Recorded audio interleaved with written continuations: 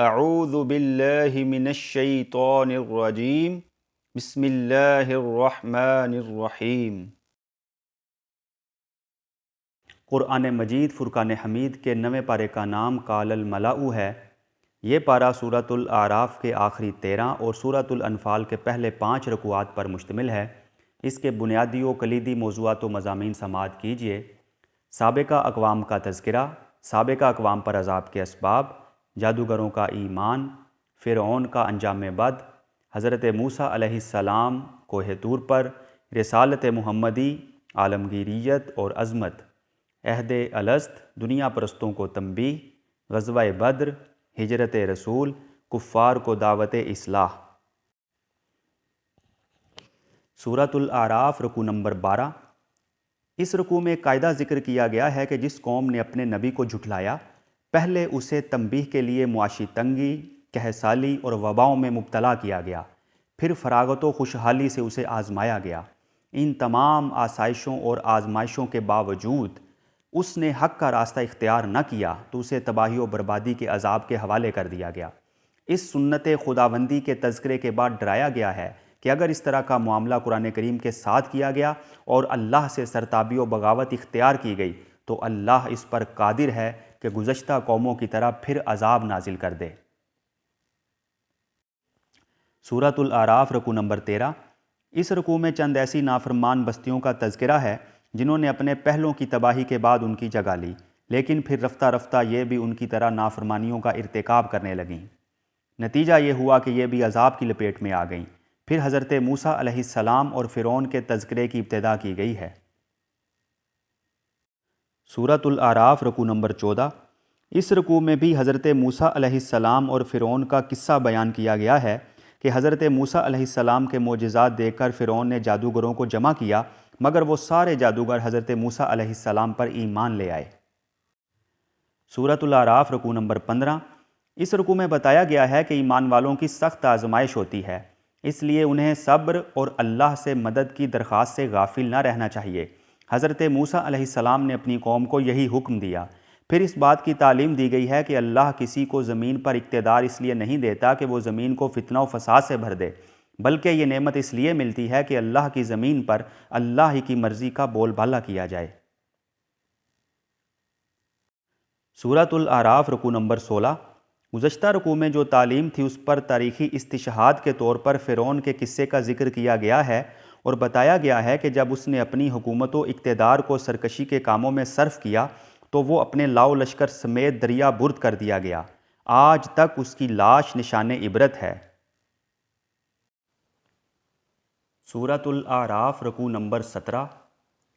جب بنی اسرائیل نے حضرت موسیٰ علیہ السلام کی قیادت میں فرعون سے نجات پائی اور مصر سے نکل کر وادی تہ میں پہنچے تو حضرت موسیٰ علیہ السلام کو اللہ نے طور پر بلایا تاکہ ان کو تورات عطا کر دی جائے۔ چنانچہ وہ وہاں تشریف لے گئے اور اپنا خلیفہ حضرت ہارون علیہ السلام کو بنا کر گئے۔ طور پر انہوں نے 40 دن کا اعتکاف کیا اور پھر ان کو تورات دی گئی۔ اسی موقع پر انہوں نے دیدار خداوندی کے لیے درخواست کی۔ سورۃ الاعراف رکوع نمبر 18۔ اس رکوع میں بیان کیا گیا ہے کہ حضرت موسیٰ علیہ السلام کی عدم موجودگی میں بنی اسرائیل گوسالہ پرستی میں مبتلا ہو گئے۔ ذرا حقیقی پیشوا نظروں سے اوجھل ہوا کہ سامری کی فریب کاریوں میں پھنس گئے۔ حضرت ہارون علیہ السلام نے بہت سمجھایا مگر نہ مانے۔ جب حضرت موسیٰ علیہ السلام تشریف لائے تو یہ صورتحال دیکھ کر غصے میں حضرت ہارون علیہ السلام سے باز پرس کی، پھر حقیقت حال جان لینے کے بعد اپنے اور اپنے بھائی کے لیے اللہ سے دعا کی۔ سورۃ الاعراف رکوع نمبر 19۔ اس رکوع کی ابتدا میں حضرت موسیٰ علیہ السلام کی امت کا ذکر ہے اور بتایا گیا ہے کہ اللہ کی نافرمانی کے سبب اس امت پر خدا کا غضب نازل ہوا۔ پھر حضرت موسیٰ علیہ السلام کی عاجزانہ دعا کا تذکرہ ہے، پھر اس دعا کی مقبولیت کا بیان ہے۔ اس کے بعد تورات و انجیل میں مذکور ان پیش گوئیوں کا تذکرہ ہے جو رسالت محمدی کو واضح کرتی ہیں۔ اس کے بعد بتایا گیا ہے کہ اب قیامت تک نجات و فلاح کی واحد سبیل ایک رسول کی اتباع اور قرآن کریم پر عمل ہے۔ سورۃ الاعراف رکوع نمبر 20۔ اس رکوع میں اعلان ہے کہ نبی مکرم صلی اللہ علیہ وآلہ وسلم کسی خاص قوم، خاص خطے اور خاص زمانے کے لیے رسول بنا کر مبعوث نہیں ہوئے۔ اس کے بعد حضرت موسیٰ علیہ السلام کی قوم کے کچھ ایماندار اور صالح لوگوں کا تذکرہ ہے۔ پھر بنی اسرائیل کی ان نافرمانیوں کا ذکر ہے جن کی پاداش میں ان پر عذاب نازل ہوا۔ سورۃ الاعراف رکوع نمبر 21۔ اس رکوع میں بنی اسرائیل پر اللہ کے مختلف عذابوں میں سے بعض کا ذکر ہے، مثلاً مسخ صورت۔ پھر اس بات کی تعلیم ہے کہ حق کے دائی کا کام نصیحت اور تبلیغ ہے، کوئی مانے یا نہ مانے اس کی ذمہ داری دائی پر نہیں۔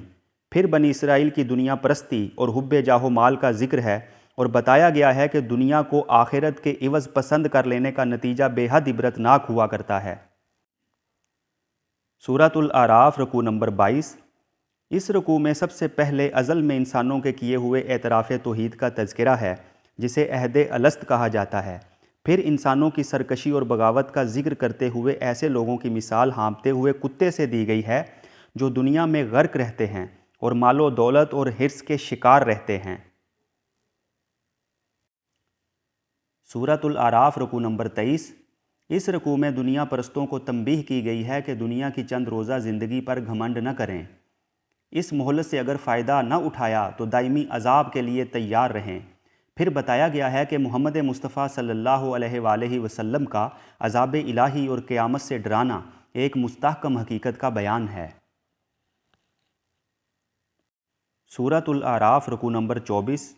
اس رکوع میں بتایا گیا ہے کہ سارے انسان ایک ہی جنس سے پیدا کیے گئے ہیں۔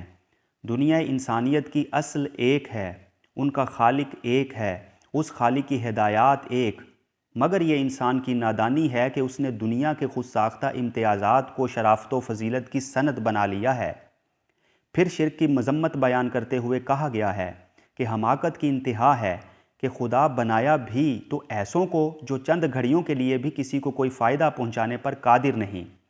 اگر مدد کی حاجت تھی تو کم از کم ایسوں کو تو خدا بنانے کی حماقت کی جاتی جو 2 گھڑی کے لیے طاقت کا مظاہرہ کرتے۔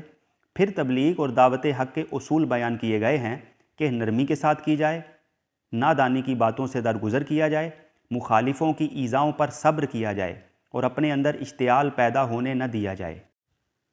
سورۃ الانفال رکوع نمبر 1۔ اس رکوع میں مال غنیمت کے بارے میں مختصراً بیان کیا گیا ہے اور بتایا گیا ہے کہ وہ اللہ اور اس کے رسول کے لیے ہے۔ اس کے تفصیلی احکام آگے بیان ہوئے ہیں۔ پھر غزوہ بدر کے واقعہ کو ذکر کر کے اللہ کی رحمتوں اور نعمتوں کی یاد دہانی کرائی گئی ہے۔ سورۃ الانفال رکوع نمبر 2۔ یہاں غزوہ بدر کے واقعہ کا سلسلہ چل رہا ہے اور ان نعمتوں اور رحمتوں کی یاد دہانیاں ہو رہی ہیں جو بدر کے میدان میں اللہ کی جانب سے ہوئیں۔ پھر حکم دیا گیا ہے کہ دشمنوں کے مقابلے میں اگر ایمان اور صبر و ثبات کا مظاہرہ کیا گیا تو پھر سے رحمتوں اور نعمتوں کی بارشیں ہوں گی۔ سورۃ الانفال رکوع نمبر 3۔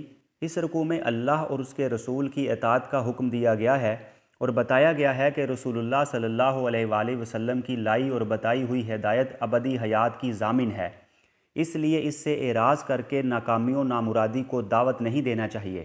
پھر بتایا گیا ہے کہ جہاد زندگی کی کلید ہے، اس کو ترک کرنے کا نتیجہ یہ ہے کہ دشمنوں سے مغلوب ہو کر محکومی کی زندگی میں ساری متاع غارت ہو جائے گی اور عدم و وجود برابر ہو جائے گا۔ پھر بتایا گیا ہے کہ امر بالمعروف اور نہی عن المنکر کی ذمہ داری انجام نہ دینے کا نتیجہ یہ ہوگا کہ عذاب الہی کی لپیٹ میں نیک و بد سب ہی آئیں گے۔ اس کے بعد مال و دولت اور اولاد وغیرہ کی آزمائش کا تذکرہ کیا گیا ہے اور تعلیم دی گئی ہے کہ ان کی محبت میں پڑھ کر خدا سے غافل نہیں ہونا چاہیے۔ سورۃ الانفال رکوع نمبر 4۔ اس رکوع میں پہلے تو کفار کے مشورے اور ہجرت رسول صلی اللہ علیہ وآلہ وسلم کا تذکرہ ہے، پھر رسول کریم صلی اللہ علیہ وآلہ وسلم کی شان رحمت للعالمینی اور ایذا دینے والوں کے لیے دعا کا تذکرہ ہے، پھر کافروں کی شرارتوں کا بیان ہے اور بتایا گیا ہے کہ مسلمانوں کے خلاف ان کی جو کچھ صلاحیت اور دولت استعمال ہو رہی ہے ایک دن انہی کے گلے کا توق بنے گی۔ سورۃ الانفال رکوع نمبر 5۔ اس رکوع میں پہلے کافروں سے کہا گیا ہے کہ اگر وہ اپنی چال بازیوں اور شرارتوں سے باز آ جائیں تو ان کی مغفرت ہو سکتی ہے، ورنہ تاریخ شاہد ہے کہ انکار و کفر پر اصرار کرنے والے آخر کار نامراد ہوئے۔ پھر جہاد کی ترغیب دی گئی ہے۔ اللہ کریم ہمیں قرآن حکیم سیکھنے، سکھانے اور اس پر عمل پیرا ہونے کی توفیق عطا فرمائے، آمین یا رب العالمین۔